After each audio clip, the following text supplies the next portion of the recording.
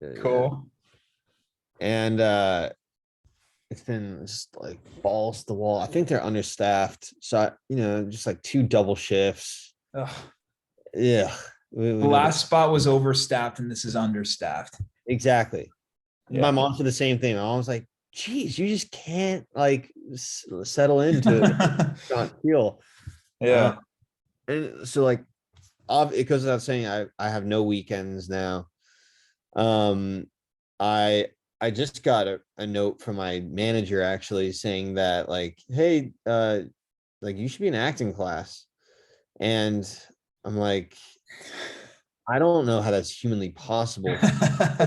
How much they charge, A, B, like time Dude, wise, acting classes are ridiculously expensive. ridiculously. Like to the point where you're like, how are these people who don't have jobs yet? Like, how are they even Right. affording this shit? Like, it Totally. feels like they're paying their rent money. Yeah. They must be. It's like a huge dent to the wallet. Yeah, dude. And I think too, that comes with the insecurity of being an actor because you feel like you need to have these acting Yeah. classes in order to get hired. When in Yeah. reality, like not having those resources, if they're limited, it's like, it's not worth it. It feeds this perpetuating cycle that's like so negative. I've seen in a lot of ways. So when someone tells me like, hey, you should just be in class because just like it's just, when you're in class, you That's what book. actors do. What actors do. Like, it's just, Yeah. doing it and you'll work a lot and you go to class. And I'm like, I've done that. I've had some good experiences. Like, I had a 2-year run of a really good acting class, fortunately, but like it's just I don't know if it's one of my biggest priorities anymore. I don't know if the pros outweigh the cons. We've talked about all the shitty acting classes there are out there. Right. And it's like few and far between. And dude, you have all the training. I think you just should trust that shit. And I think that's I, like, no offense to your manager, like I totally like no judgment, but I would say like that feels like kind of a cliche thing to just say without like, because well, dude, if you were to put that money also that you would spend towards acting classes to making like a professional like fucking series or something, that probably help you way more in your career. for starters, and actually, you just brought to mind like a interesting aspect there. I think, which is I just forgot what it was now. But it was interesting. It was interesting. Oh no, it's this thing. I think this could be helpful to a lot of people that have this similar thing.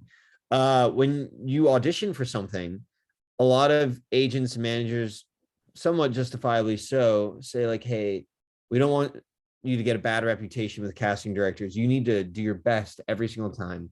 We want you to have a coach every single time Mm. these auditions." And what ends up happening on them when I experience it is coaches, a lot of times they're just like out of work actors as well, which is True. all great. In fact, I trust like someone that's attempting to be an actor rather than just a teacher more than probably someone who just said they're only a teacher. But uh what ends up happening, bro, is like they charge like for every little thing, because they got to make money. They charge like, hey, an hour rate is like gonna be $150 guaranteed Holy for shit. and it's even more if we help you film your self tape. And like throw out any type of possibility of, hey, Mm. can you help me prepare for this role, or can you help me do like some script analysis, and it just all gets so like fucking tough. And you just end up spending so much money before you end up having any real clarity on what your protocol for an audition is going to be, Yeah. which like throws me for a loop, like at a principal, and then also like personally when I get these auditions. I for example had, sorry, I'll wrap this up. I had an audition one time where I did work with a coach, and he was my coach from class too, great guy. But like I was wondering what was going to be the most effective use of having a coach. Was it going to be on the day of filming the audition? It was one that I was like super passionate about getting. So I wanted to utilize that 150, because I'm thinking price point. I'm like, how can I get the most out of paying 150 Right. bucks? And I actually ended up working with him as I was preparing. 2 days before the audition, so that we'd kind of come up with some great bullet points, and then I'd go back to my drawing board. In filming, I have a self-tape setup. Like I know how to do that for sure. Yeah. But it ends up being like, even in that step, like, hey, especially if it's 2 days before the audition date, like how well do you really know the part already? How well do you really have memorized the lines? Can they point you in the right direction? They usually can, but then sometimes if you're not writing the stuff down as notes, you can't really remember when the day comes. It's all just crappy. The best case scenario you can do is working with a friend that's like a director or a writer or an actor, and they can break down the script with you quickly and go over it every day and really be passionate about it. That's what I would do for This industry feeds off of, at the lower level, it feeds off of insecurity. So like I haven't been on the acting side of things, but on the writing side of things, there are all of the film submissions. Like, you submit writing samples that get judged by a panel of these like really highbrow people, but like they cost like $100 minimum. And like, it just goes up from there depending on how much coverage you want to get. And it's like, I think people need to be vigilant about knowing like the skills that they can acquire, like self-tapes or like that kind of a thing, or like, do they really need an acting class? And it's like, if people just have more confidence in that, like they can learn these skills and they can do a lot of this stuff on their own, you can navigate around that. But it's like, it's such a hard thing because art is like such a subjective thing, right, that you want to feel like you have some kind of structure. Yeah. Because there is no structure at play. So like, and also the way that an artist's mind works too, is like, you're constantly going back and forth between, yo, I'm the shit. And like, I'm really like doing, like, I'm feeling like I'm growing. I'm feeling like this is getting, better. Right. And also like, I'm a total fraud. And like, I don't know what the fuck I'm doing. And like, I've never known what I'm doing and it'll never happen for me. Yeah. Like every artist is that barometer of stuff. On both ends. Yeah. Yeah, bro. So I shot my short film this past weekend. That's right. Congrats. And thanks. Yeah, it went really, really well. And I want to talk about something specific in it. The reason why this was such a big deal, like I've done like 30 plus shorts, but this one I had to pay for the location, me and my producing partner. And so there was that extra level of pressure in that, like, if we don't make the time, we then have to pay like 1.5 times what it costs, like all this extra shit. Mm-hmm. So like we had 4 hours to get in there, do all this stuff and leave. And the guy was like, the last person in the crew has to be out. Like all the equipment has to be out within those 4 hours. So we're like, yo, like we literally have no time. But yeah, dude, it went really well. I can't believe it all kind of lined up to where we were able to knock out, like we put all this lighting in, like strobe lightings and red and like all this stuff. We had a steady cam operator like come through, and like all the shots are super fluid, and it really worked out. But the other side of me as the artist was like, there was one frame that wasn't perfect because the acting, dude, and it's probably interesting for you too, like as an acting perspective, this person who was in the scene, I was having the hardest time getting to them of like how to like change their movements or like how they're acting or behaving. We had like 4 different creatures, and it was like the way that they moved. And in the moment, sometimes a director, as much as you try to change your communication and whatever, it's like you're not able to get through to the actor. And it was so frustrating. And it was probably it was like the 3rd shot we did. So it was at the top of the night. And after that shot, we had to move. And like, as a director, I was like, yo, don't even think about it. Just don't focus on it. Cause if I did, that would like drag the whole thing down. That's interesting. Yeah. But dude, it was so frustrating in that, like, I wasn't able to get in the mind of this person. So one of the solutions I came up with at the end was I like told my DP, I was like, hey, you don't really have to like get all of them. You can kind of move in this way. And like, he totally knew what I was going for. And that like, we use the person in the forefront to kind of hide this actor as we were like showing the reverse of it. And it's like, sometimes that's all you can do, Or in editing, right? Editing also. Yeah, totally, dude. Editing is like what creates the whole stories. You can totally like edit out whatever. Yeah. Yeah. But then I feel like what you're just getting at is maybe it was kind of like a establishing shot or like a longer shot. And if you have sort of more people in the frame, then it's tougher to like edit out. You can't crop the image, really. Yes, it's not like it's like a one shot that you're not going to use. It's like four people, one of Yeah. them, it's kind of whack. And Yeah. it's like it's whatever you got. But yeah, dude, usually after those experiences, because I'm always thinking about like how I can improve, which is a blessing and a curse. But it's Mhm. like something that I realize is I need to up my game in terms of like prosthetics, like makeup prosthetics. So even if I have an actor who's like not on their game, if they're playing a creature or whatever, and they can't really like do it or get in Yeah. it or whatever, if I have a scary enough prosthetic, it's like they're just kind of a body that's like Yeah. there. And it's scary because of the look of it. And I can just be on them for like a second. So that kind of safeguards me against that in the future. Yeah. Being from like a horror standpoint, it's interesting that you like are getting into this whole look of that you're getting very you have to be so specific into it looking a certain way. You can't just fit into like, oh, they're people being people.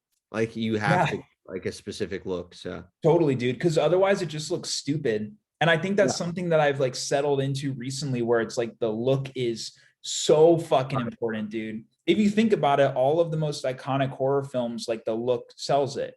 Yeah. We're talking about Saw, the Jigsaw thing. The look of that is so specific. If you like break it down, you're like, holy shit, that's really scary. I suppose the bar is pretty high because if it's not, then it jeopardizes it being believable at all. Totally. Yeah. I guess the same thing in fantasy too and stuff. Yeah. It's like a comedy if the look is stupid. Yeah. You're Exactly. like, what the fuck? It's just this like schlubby dude. Yeah. Yeah. It's always the schlubs. Yeah. How else was your week, man? It was Oh, good. yeah. And what's next for the short film and stuff too? Well, I'm stoked. I mean, the short, we're gonna edit it and stuff. My producer wants us to submit this one to festivals, which I agree. I think like it's definitely it's another caliber of stuff just because all of the different elements aligned to where it was like a dope location. We had the steady cam, we had these like high production value lights and all this stuff.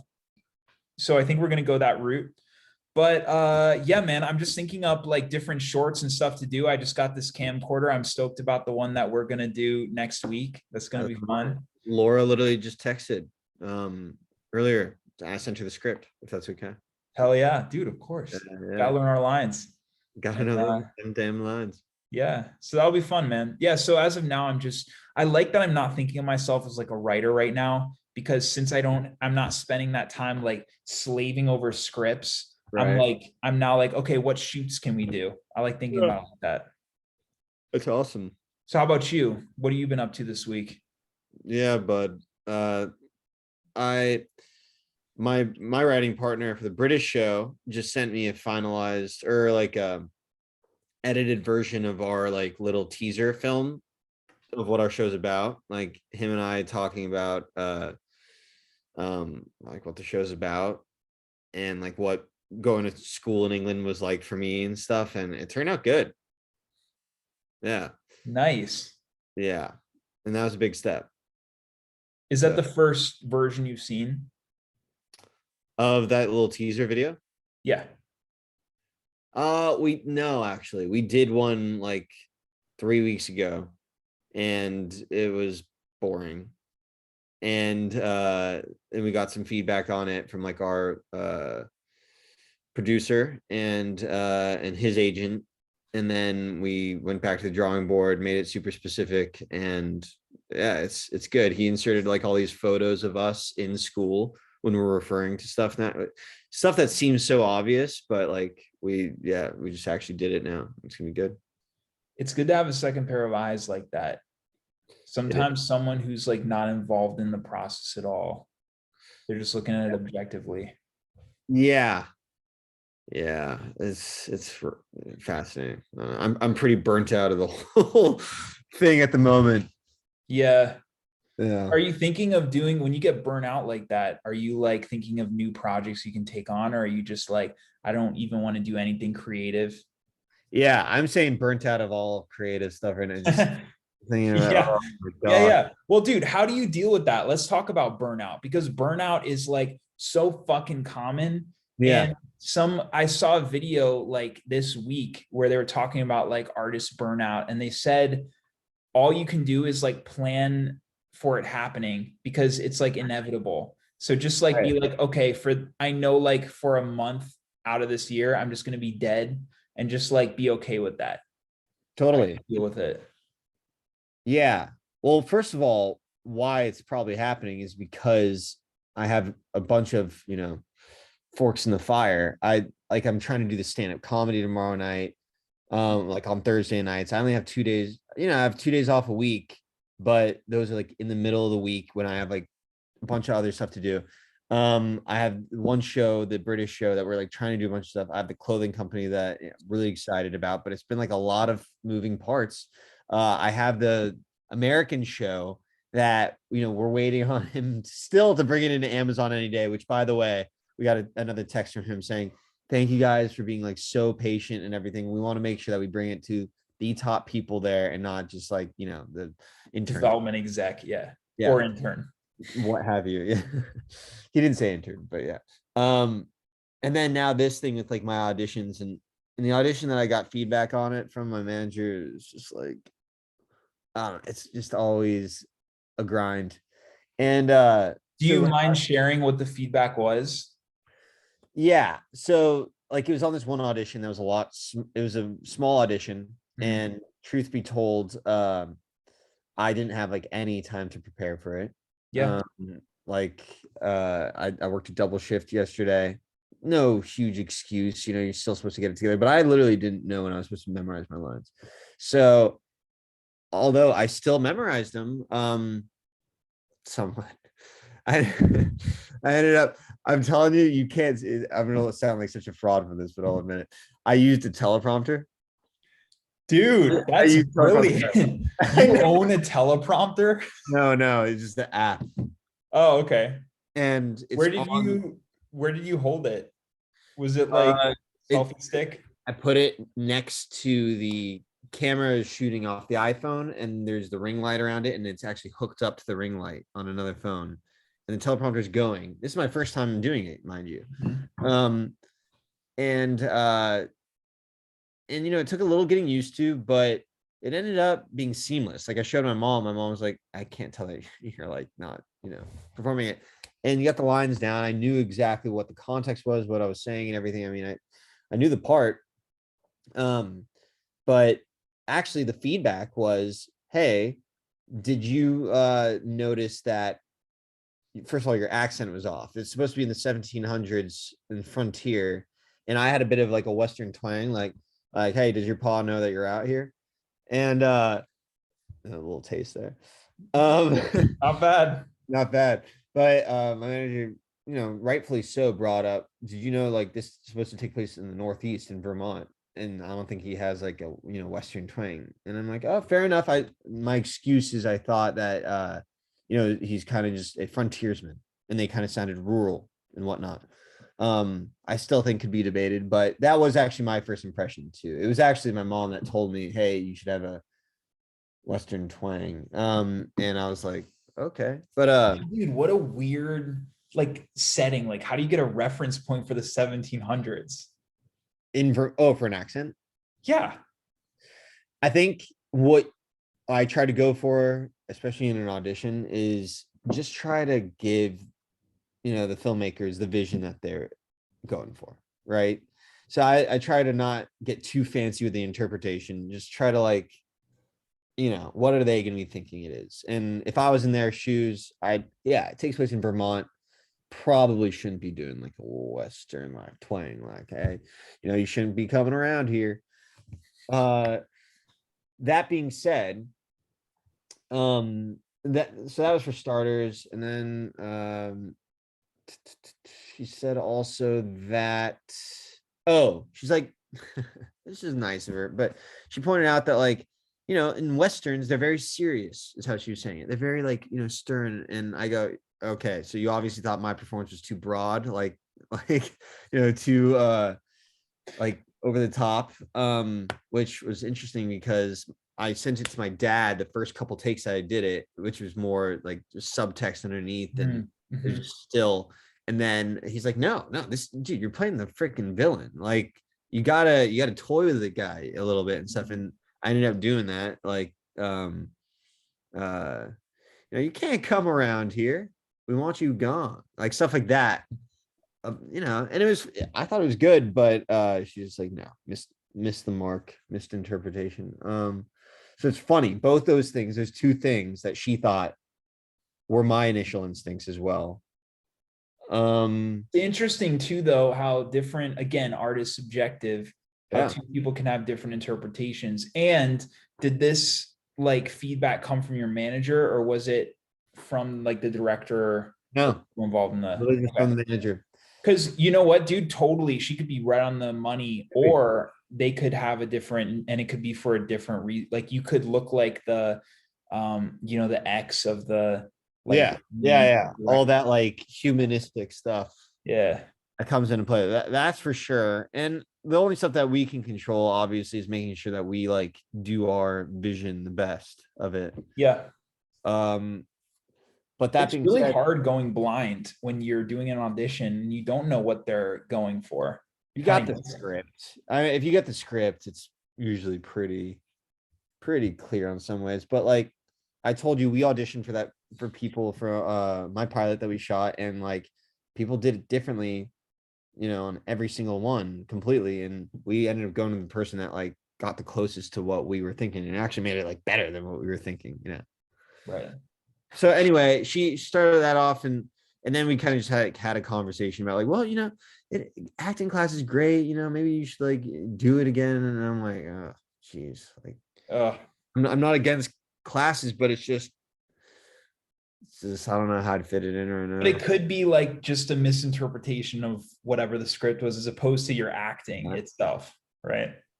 Yeah, 100%. And I also, it's an interesting thing with me and my manager because she's said in the past like, oh, you got to get a coach on every single thing, and I'm like, it's just a weird operation to get going to get a coach for every single thing. Like, Yeah. It's really interesting thing having representation. I've never had representation. And okay, so that idea of like getting feedback from your rep and like kind of taking what works for you and like kind of leaving the stuff that doesn't, yeah, it's something that I haven't had to think about, you know, but having working with a rep a is producer will be the same thing. Yeah, totally, yeah, totally, dude. And for me, yeah, as a director, the producer and the first AD, that's like the rock and the hard place that I'm stuck between. you're right. That's very difficult, you know. But I mean the rep too. It's like, and also the other part, the other thing about reps is you don't actually know how much they're busting their ass for you because every situation is different and you're blind to it and you don't want to be like there's that whole thing, oh, am I calling my manager too much, like am I being too needy of an actor, or are they not doing anything? It's like such a mind fuck. And That's much. sometimes you're like, oh well, I could have gotten that on my own and they just took like 10%. Yeah, that's kind of later on generally.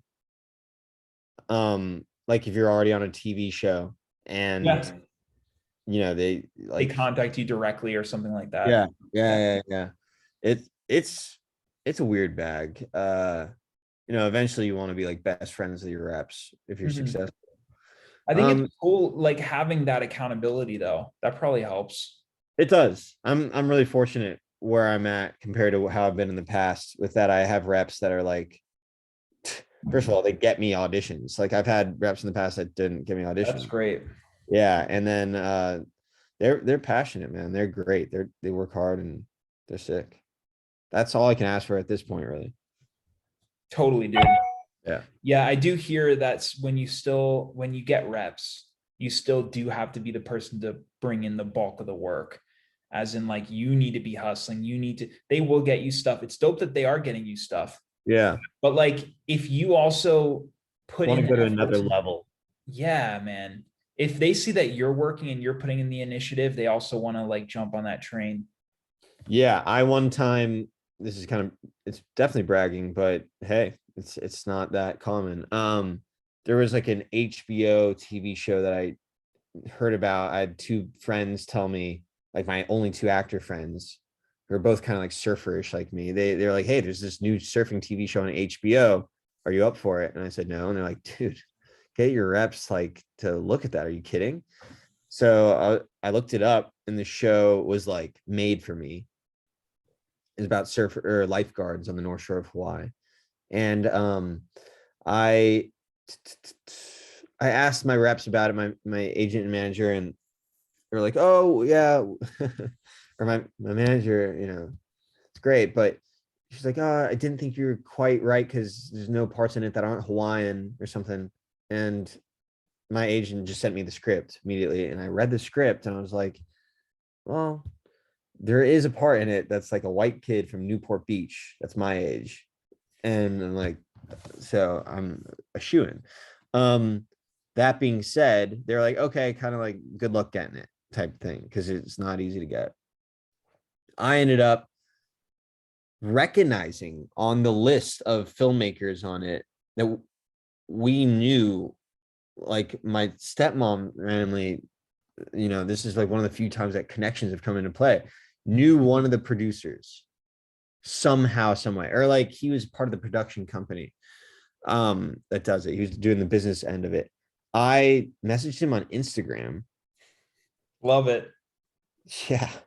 Like, as if that ever, like most of the time it does not work for me, but it's the only place to approach you for you is LinkedIn when you got a job. Yeah. Yeah. Reached out, he got me that audition. And my agent manager were like, they had to have been floored. Like, Yeah. it was Yeah. pretty badass that They I would. probably take you more seriously too, going that way. It's like, Yeah. Well, I put them in check in a nice way. And yeah, the thing about bringing work yourself, that is especially true when you're like really on level one, when like a lot right. of times agent manager can't get you stuff unless you're with like a really big time place, or B, if you have like you got to have some type of credits or some really good reel or really kind of badass photos, or be an influencer and have a ton of followers. I imagine that gets you somewhere in the door. But then I mean, once you're at like a solid level where you find the agent manager that are kind of like grinders, you can get auditions. And then but then still these auditions, you don't even know if they're washing them and everything. I need to ask my reps to get feedback for me for the future. I mean, that's just such a given, but they don't really, I haven't gotten feedback in a long time.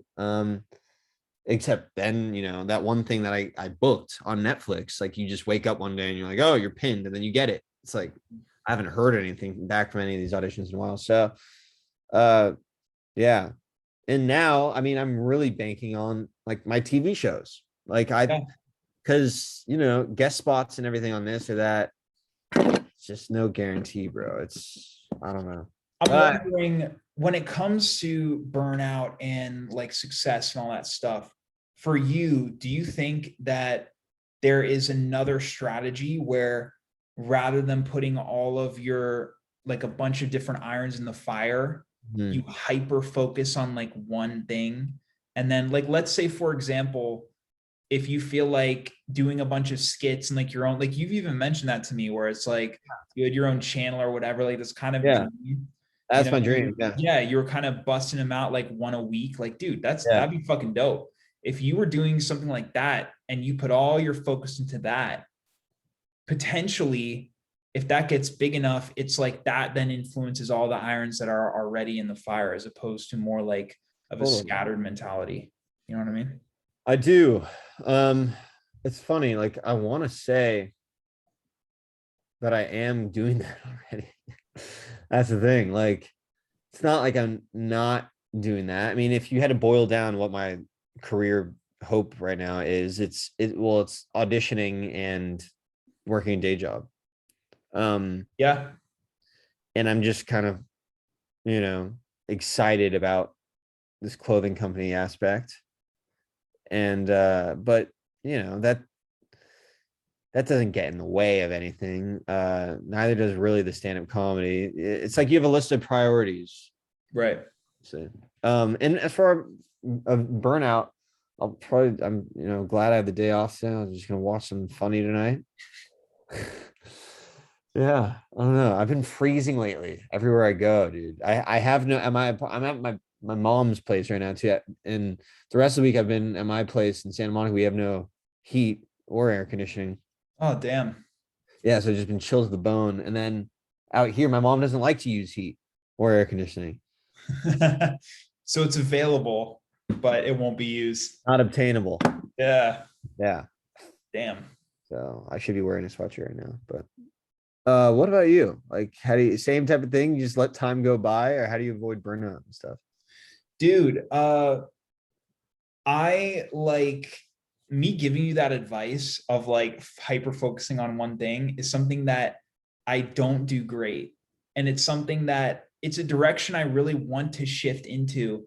Like, for example, before I was like, I'm gonna write scripts and also direct features and also direct short films and all this shit. But I feel like, especially at this point, trying to get features off the ground and stuff, features are kind of a few and far between thing, unfortunately. Like, just because of the way that like money works and all that stuff, even like regardless of the level I'm at now, I feel like even when I'm in the big leagues, the budgets get bigger, but it's not like you're doing feature after feature after feature at such a consistent level. So I feel like what makes the most sense to me now is hyper focusing on the channel and shorts and putting those out on a consistent basis to grow the audience. And then it's like features will come, they're happening. I'm doing the one with Yoni and Sophia. We're meeting about it this weekend to set some dates. It's like features will happen, but what can I do on a day-to-day basis that most propels me forward? And I feel like it's probably focusing on the shorts on the channel and trying to make that like a really consistent thing. Yeah, then you get a clear body of work. Yeah. That's easy for people to see. Totally. Yeah, I know.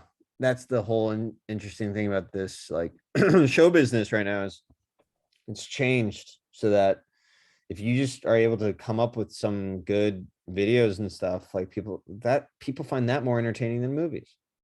They do. A lot of movies are just fluff. Oh yeah. There's like a couple good moments, but that's it. You see the new Kingsman movie? Kingsman?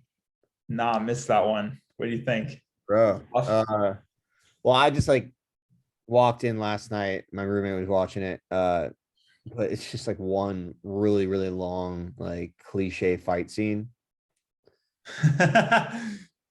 Just like so like the whole movie is just one entire movie. Yeah. It doesn't end. And like, it's got these like all-time actors in it, Ralph Fiennes. But it doesn't shy away from it just being, as interesting as a pot of coffee. Great quote.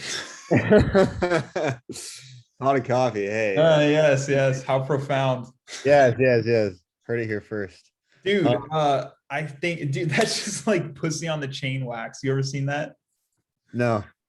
It's this Key and Peele sketch where it's like Key tries, or like, it's Keegan. He like tries to put this, like come up with this new phrase. And he's like, I just put that pussy on the chain wax. And Peele's like, that's not a thing.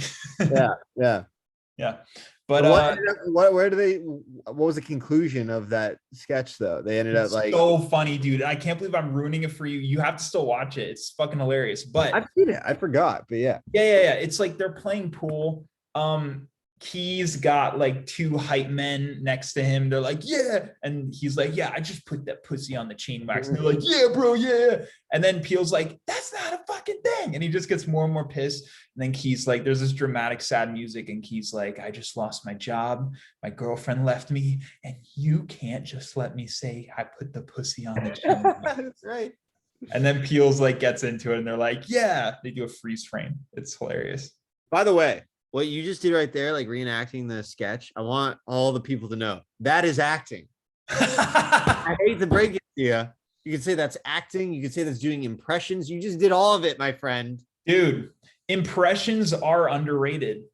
You're always saying that. They are, because they're pure acting.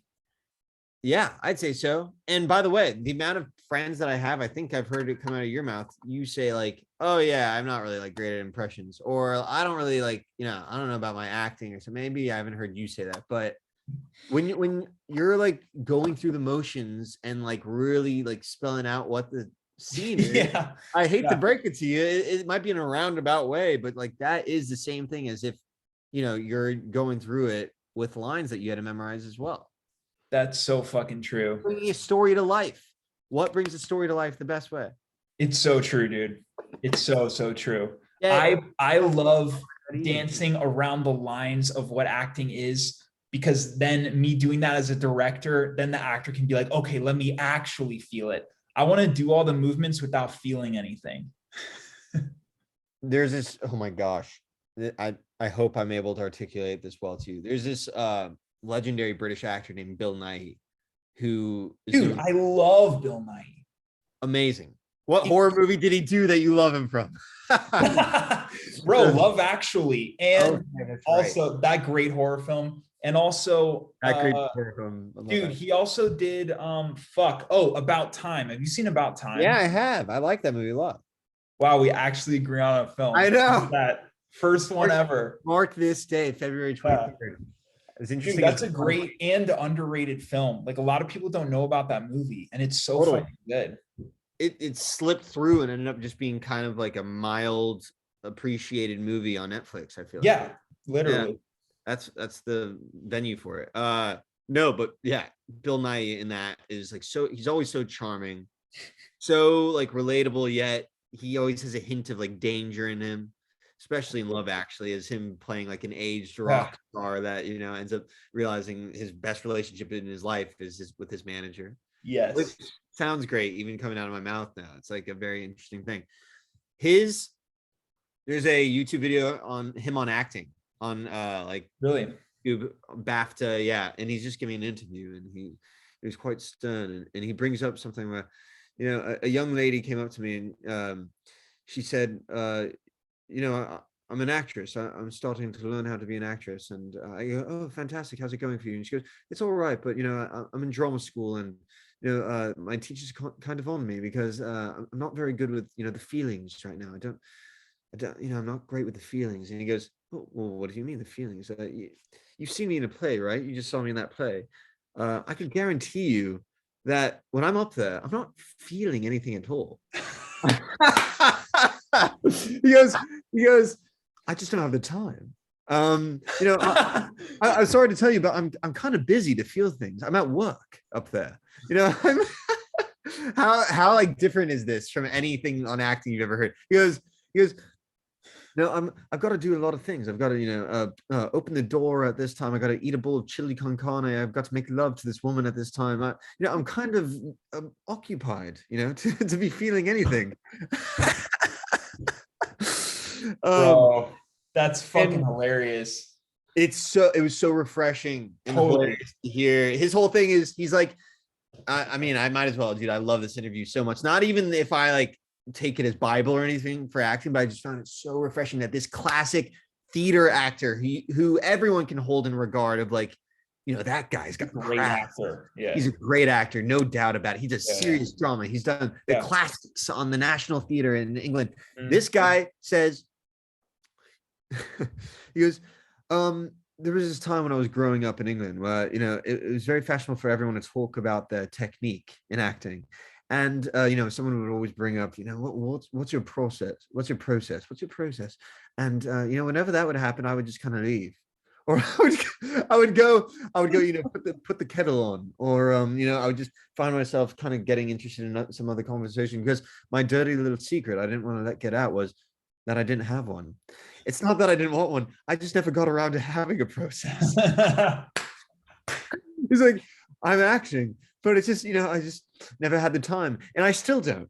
I he goes, he goes, acting, no one wants to admit it. There's just not that much to it. All you have to do is sit in a comfy chair that you find and learn your lines, and you memorize them over and over and over and over again, and then you forget them. You wake up the next morning, you forget them, and then you go over and over and over them again, and then you show up to the rehearsal and everyone's nervous. It's awful, and the lines go out of your head again, and then you go over and over and over them again, and but nowadays it's become very fashionable for people to not learn their lines at all. In fact, and it's dangerous, people have gotten into thinking that it actually is less artistic to, like, it sort of is an imprisonment to know your lines before, and you're going to get stuck in them. But in fact, those are just myths made up by people that don't want to do their homework. How nice is that, dude? I fucking love that. He's literally saying, yeah, all you got to do is memorize your lines over and over, and that's it. That's fucking it. He says it really is it, dude. Because if you know them so well to the point where, like, you don't have to think about them and they just come and they flow and you're just there. Totally. That's all you got to do. Well, he does point this out. He says the real work starts once you're actually, you know your lines. Now you guys are trying to make this story good, which then, in my opinion, yeah, it is work, but the real work now is role playing. It's like, how do we make this seem like the story we're trying to play? Yes. You want to change the feeling in the room. What was it like? And yeah, to me, it helps if, like, you ask these questions of what your character's going through, and then you try to see, like, okay, how can I do an impression of that, or like go through that? What would it be like for my character to be going through those motions? And for me today in 1700s northeast woodland, man, and I know that, like, hey, I'm going to talk to this guy, and I'm gonna send him packing off my land or whatever, and I'm thinking, well, what's gonna happen if he gets tough with me? I'm trying to fake my mind out so that I kind of get into it, and sometimes some of that stuff plays, something probably most of the time it doesn't anyway, and yeah, if nothing else, you got to just memorize your lines, because that's the stuff you can count on. But I think what Bill and I was getting at as well is that it's not that precious of a thing, acting. Right. You shouldn't ever be put in the position where a teacher or someone tells you, well, you're just not doing that well. You need to, like, do this whole, subscribe to a whole new process. I think sometimes, I thought about this for myself too, people can hide behind process.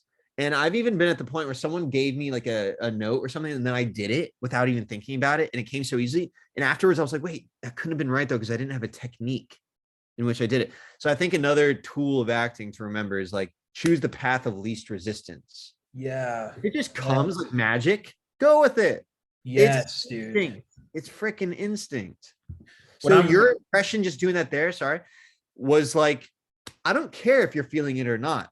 I don't care if the actor's going to feel it. Your thing, if we can film that, was probably spot on. Dude, that is really refreshing to hear. A lot of this, like, it's what the audience is seeing. So it doesn't really matter. Oh, you're feeling all these things. It's the example I've already brought up, which is, like, I was in acting class, and this kid who's like 2 years older than me, he was like, the teacher was yelling at him and was like, you're not getting it. You're not getting it. And then he goes into his scene and he's like, yeah. And you couldn't even understand what the fuck he was saying. And he was so emotional, and it was so uncomfortable to watch. And it had nothing to do with the scene. And then he was so proud of himself when he finished doing the scene. And everyone was like, because maybe he did what the coach, like, advised him on, yes. Or he was trying to, like, omit something to the coach and trying to signal that. Right. It was a therapy session. It wasn't acting. It wasn't the story. Yeah. Yeah.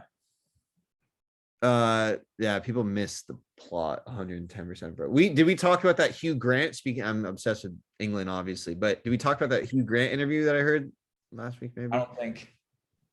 He gave acting advice as well, and he says the same thing. Hugh Grant is someone also in Love Actually, who seems just more natural of an actor than a lot of these dramatic actors. He's known for sort of bumbling through lines and just being sort of the endearing Englishman, sort of just trying to figure everything out. And What you just did is like every line that he delivers. Every fucking line. totally. And he knows that. And it makes him cringe too. And he's very self-deprecating always. I think he's the best, bro. I think he's great in dramatic stuff, comedy, whatever. Dude, I loved him in the one with what's her face, where she's a famous actress and like, Notting Hill. yeah, Notting Hill is great. Julia Roberts. Yeah, same, bro. Anyway, he on acting, even though he's so natural, he actually has some tools and stuff, but they're the most practical things ever. To sum it up really quickly, he does do backstory. He likes, like I just said, he likes to know everything about his character, just so that it kind of it's some juice so that he can kind of think about stuff. Hey, if the camera's going to be on me, what are some general things that would be going on in my character's mind? Maybe I can try to think those things and maybe it'll come off.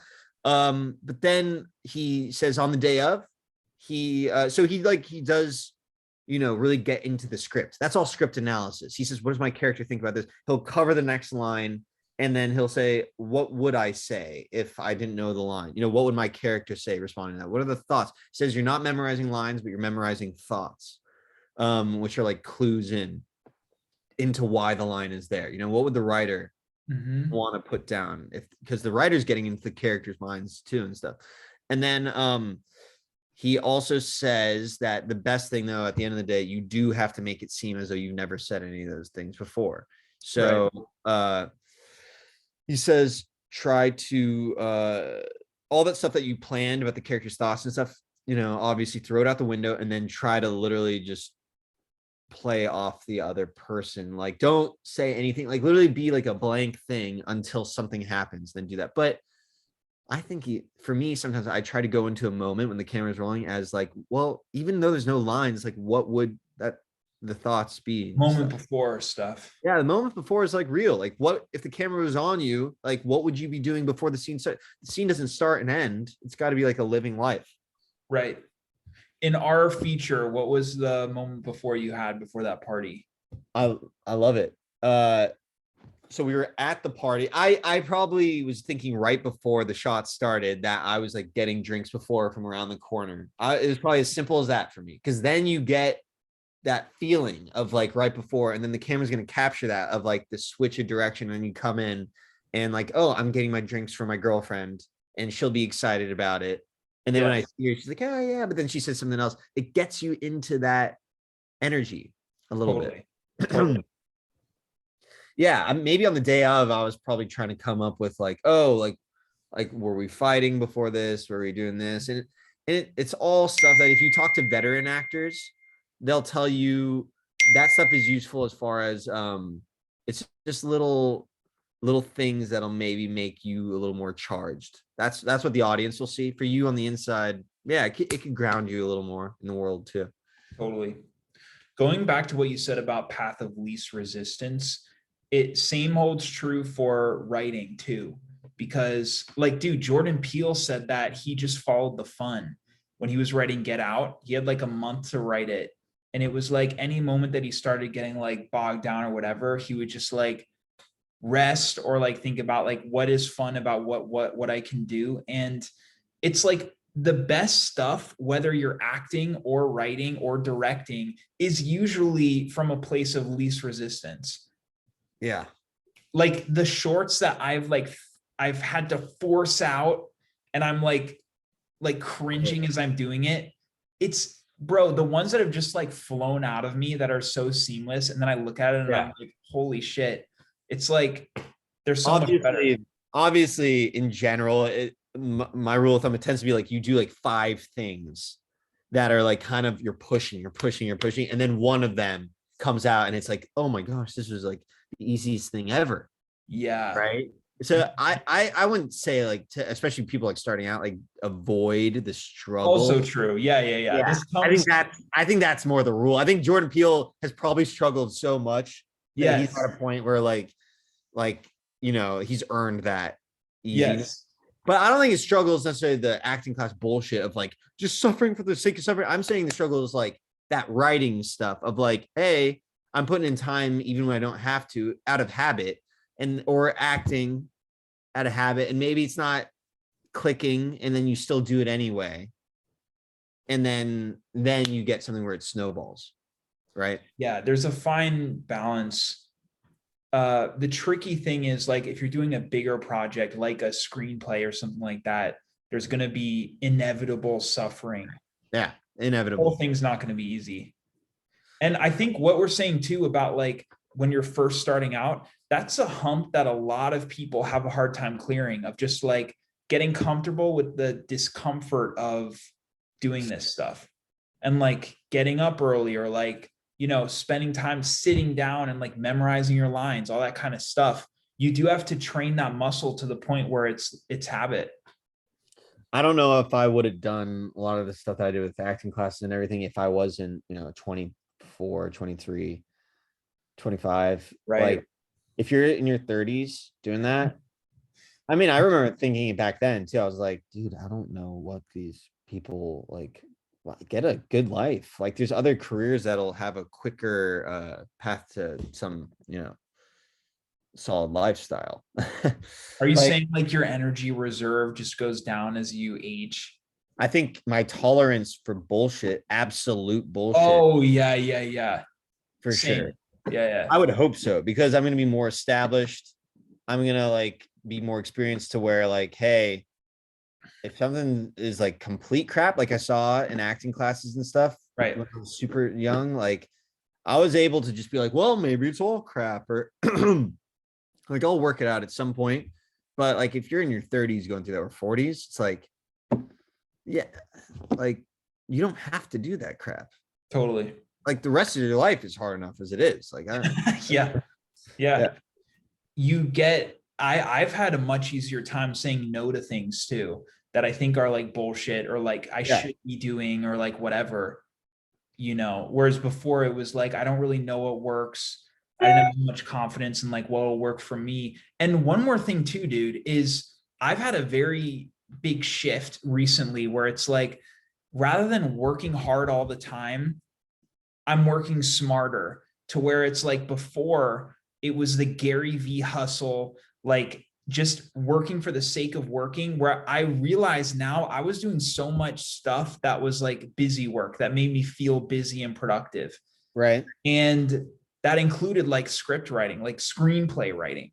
Mhm. Whereas now it's like, you need to identify, once you go through that phase, you need to identify what is most What's the beneficial best for path? your path. And I think it's as simple as making it a goal to work smart. I don't think you have to have the answers every day and be like, oh, this is better, this is better. But it's just like, for me, I'm the same way. I want to figure out how to work the smartest and get to where I want to be the fastest. Like, not in a pushy way, but yeah, you gotta, it's not enough to just, I don't think, to just slave away. I mean, I haven't lived through it yet. Maybe it is better to just work hard and you'll be like karmically rewarded, but I don't know. I mean, dude, I feel like it's so hard though to identify the stuff that is most beneficial. Right. That's the hard thing. It is. I think you have to go through the phase of like such intensity, and then you can get to the place where you're like, I've tried all this shit and now I know, like, these are the few things that help get me to my goal. Well, already, I mean, mentors are a real thing, because my advice on acting, for example, is like, if I could have told a kid that starting out or something, like, it's Yeah. invaluable. Um, and when I, 4 or 5 years ago, I didn't know anyone that was in their late 20s, early 30s that was an actor, really, and like kind of getting work and doing comedy. And I just didn't know any of these people because I didn't know where to look myself. Yeah. And I think most people are in that boat. Yeah. You feel like you're on your own little island, and you're like, Yeah. wow, I don't. Same with me, man. I mean, as far as like filmmakers go, I don't know how are actors around each other, because filmmakers are such like, I feel like they're like how cats act around each other. They're kind of like skittish. They don't really want to associate with. They're like, and I think a lot of that has to do with the ego of like, we're both directors, even though you have totally different things, and you're probably not really in competition because it's so different. Yeah. I think it's all weird. People in the film industry, all competitive if you let it be. Yeah.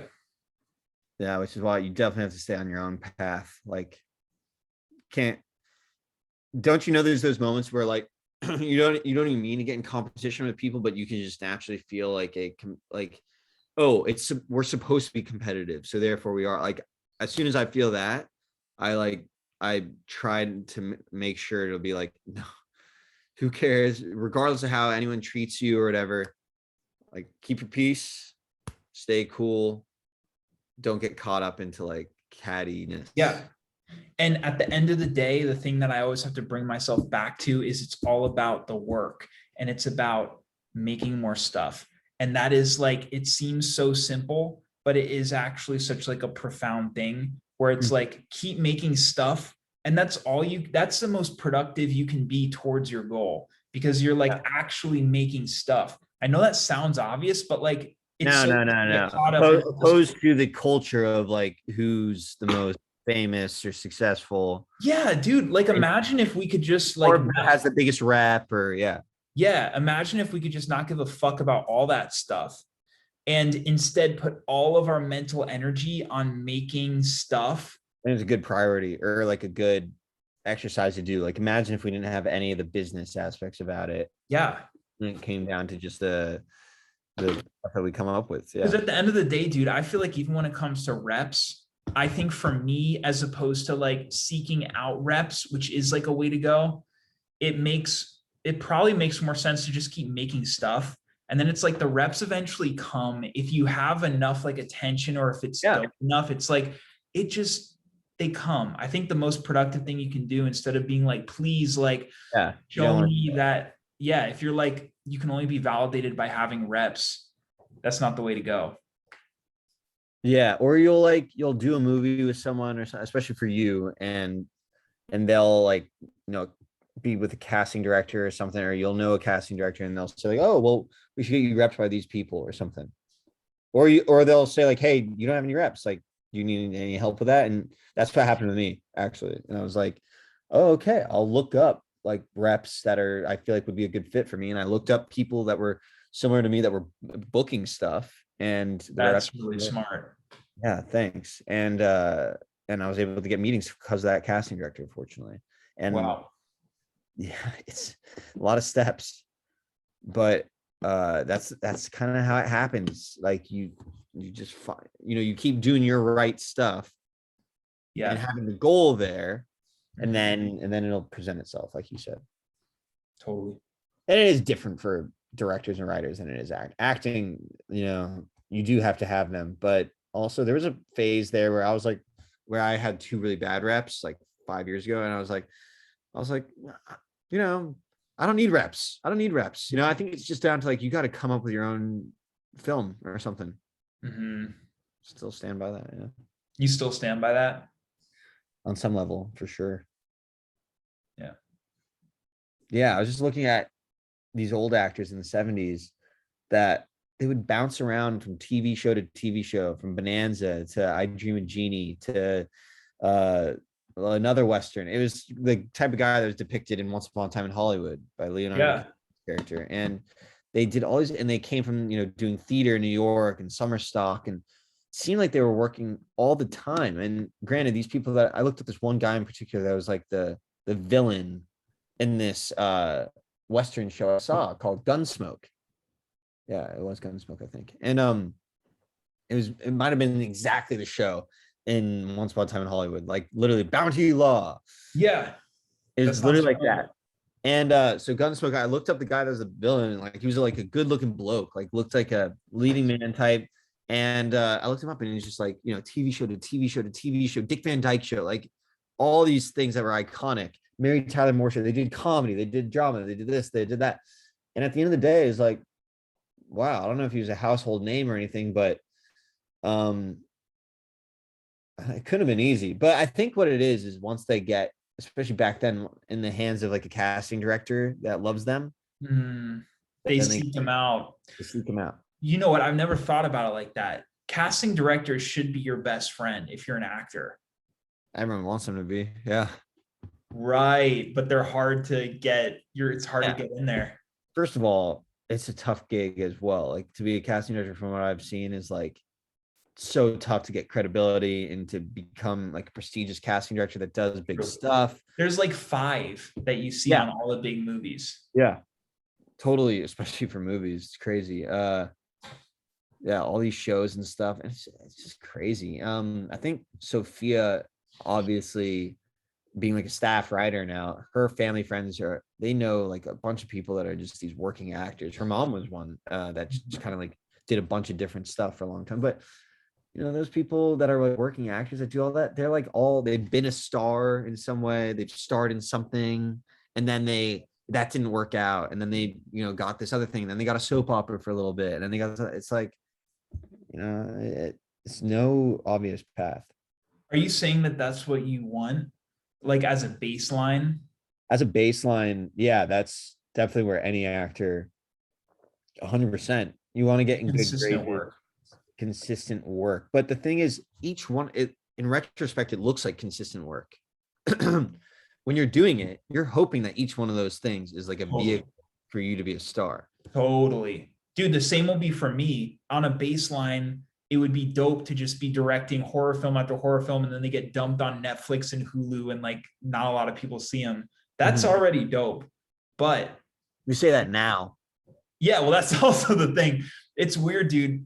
Uh, us looking back on these conversations like a decade from now, and we're like in a position, hopefully we're gonna be major. We'll be major. Don't even We'll think be about it. major. We'll be But major. I'm thinking if we, dude, even if we're working actors, we, or you're a working actor, I'm working director, it's like we'll always want more. We'll always want that next level.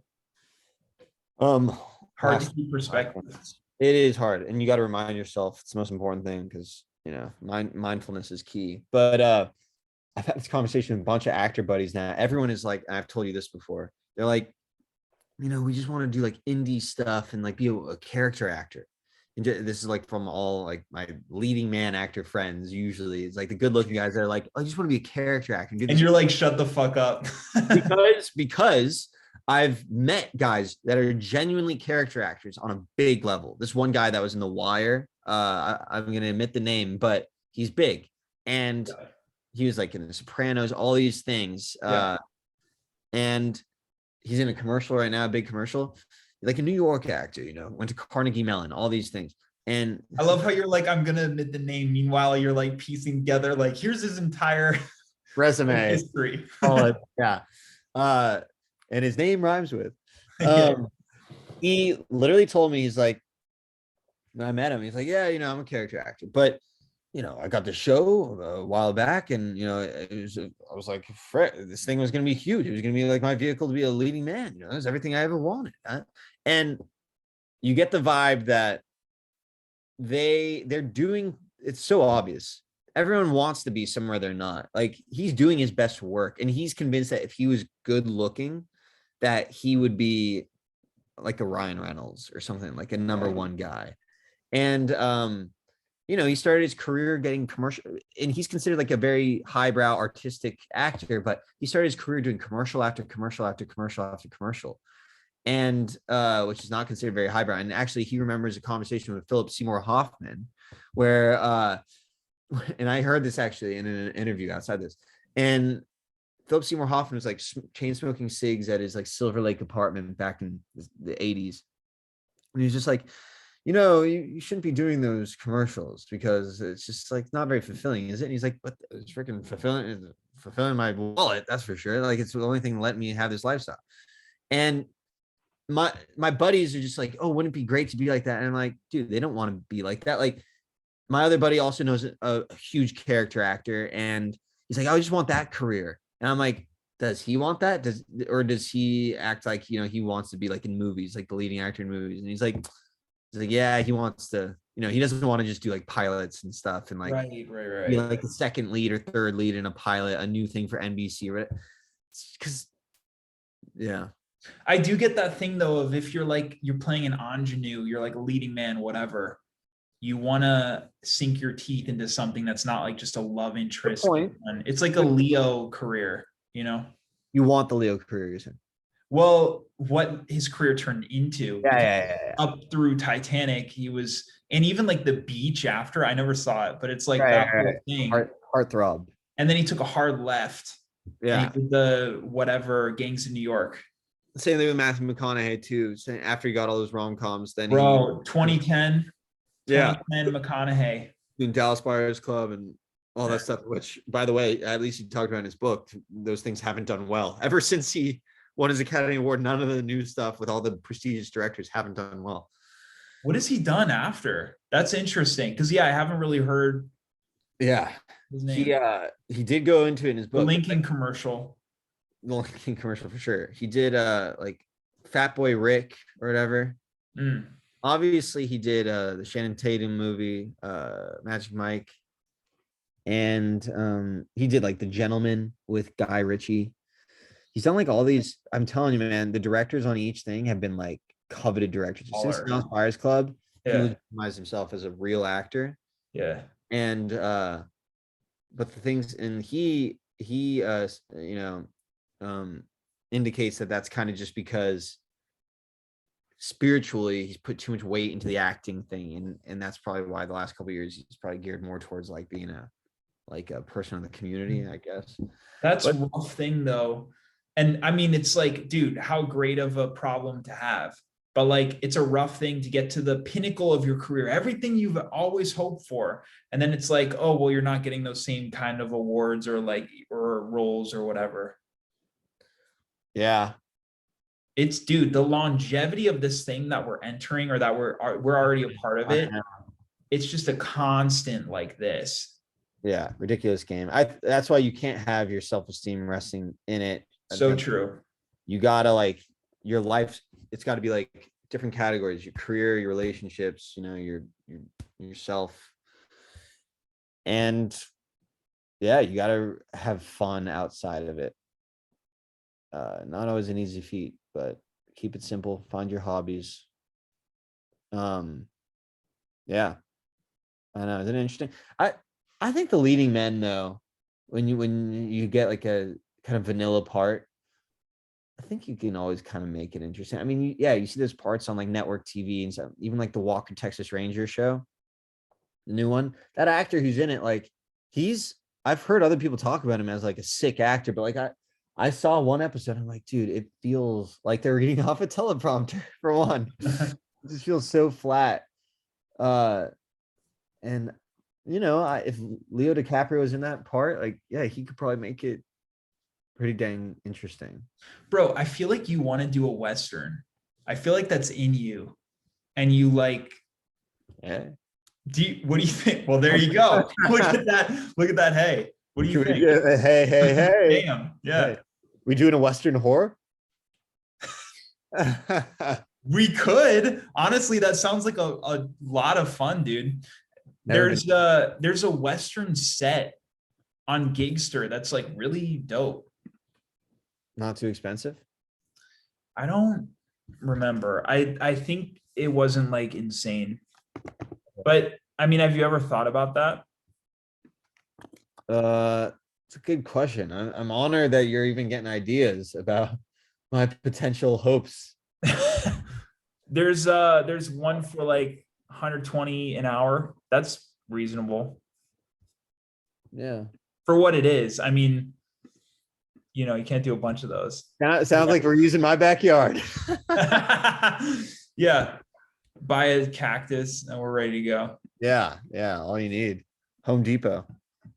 If I were to do a Western though, it'd have to be something so like different, something that's so like kind of mine. I'd have to wrap my mind around that. That'd be fun though.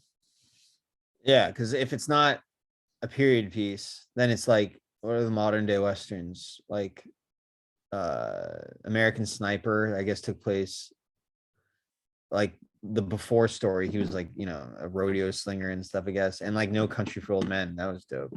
I fucking love that movie, dude. Of course, man. That last monologue, Tommy Lee Jones. Oh yeah. Unbelievable. Tommy Lee Jones is like, first of all, he gets the best roles. He does, without any effort. You can see there's like no effort in his performance. But he seems like one of those guys who like a Hugh Grant. Like they're able to be so natural Yeah. because they know what's going on. They're so grounded in the circumstances. And then it's just easy. Like, what was Tommy Lee Jones' character in No Country for Old Men? He was this like, well, yeah, he was a cop out there. That's pretty much all we knew. We didn't really get any backstory. He probably created one. That's a good point. Because it's just so rich in life and like, well, what do you take away from like how everyone's treating his character? You know, the subordinates and how he treats other people and stuff. But at the end of the day, like, yeah, he's really good at being interesting. He's a cool type. Yeah. Wise. He's always the wise, no bullshit. The Fugitive as well. Yeah, dude, great movie. Great movie. The Harrison Ford one, right? Yeah. That's a what? That's Harrison Ford, right? Yeah, Harrison Ford. Classic. Great film. I need to watch that. It's always on TV. It is all, dude. That's only where I've seen it. It's like cable television. Yeah. Proudly so. Yeah, and that he's like a dick, like won't stop to, you know, one of his partners like loses his hearing because he took the shot to like try to get someone or something. Anyway. Yeah, he's definitely on my top 10 of actors I'd want to work with. I love that. It's funny, every British actor like Bill Nighy and stuff, they, you know who they list as their actor that keeps coming up and up again? It's not, you know, it's not who you might think it is, or, you know, some theater actor. They all say like Gene Hackman. Interesting. Yeah. Who's just like kind of a no bullshit type actor. He seems like out here. Yeah. They all love like the Dustin Hoffman, the Gene Hackman, the Robert De Niro. They grew up on the those British actors. That's why they have good American accents too. Yeah. Should we call it? Let's call it. That was a good one, dude. Of course. Are we on for next Tuesday? Because we got that shoot. We could always touch base too on the yeah, day. of course. Yeah, Tuesdays two double shifts. Damn, bro. Yeah. That's brutal. It's fucking brutal. I think they're understaffed. I don't know. What day do you have off? Is it like Wednesday and Thursday or Wednesday and Thursday? So how about Thursday? Yeah, let's touch base. I'm supposed to do stand-up comedy on Thursdays. It's savage right now. Gotta fit it in. Also, like, yes, it would be dope for us to do this weekly, and we should aim for that. But if we're doing a shoot instead, like, that's justified. You know what I mean? Yeah, that's a good point for sure. Yeah. Or what if we do a remote on the shoot? We've got our mics. Yeah. Like, yo, we're here. We're about to do a scene. Really get into the minds of the performers. Yeah. Go in. Be tight. Yeah, dude. Actually, I do want to talk for a second about. So Laura's got the script now. Yeah, or it's gonna be game time. How we approach this script. I mean, it seems pretty obvious when you have the director and writer right here, and I'm playing myself. Yeah, dude. Yeah. There's a lot of room to just like go off. It's mostly just having fun with like the insane situation that we're playing. And also Laura, it's perfect casting. It's gonna be fucking tight. It's like she's beautiful, but she can look scary too. Yeah. And I'm gonna have her like be like really like the one moment I'm looking forward to is when we first get to the door and then she like opens the door and we're like, Laura, and she like doesn't respond and she just kind of stares at us. Oh, creepy. It's like all those like little things, you know what I mean? All the details. Yeah, bro. Well, excited. It's gonna be fun, man. We'll be in touch. Sounds great, brother. All right, have a good week. Wait. What are we releasing these? I told you, bro, we're recording 100. Then they drop them all, you know? 110 mark. Dude, we can do it like this week, but like Have you You are asked your right. brother like what he does? No, you're right. I'll do All that. right, let's do that. Then we'll get on it. Exactly. Yeah. All right, brother. Peace, Peace. man.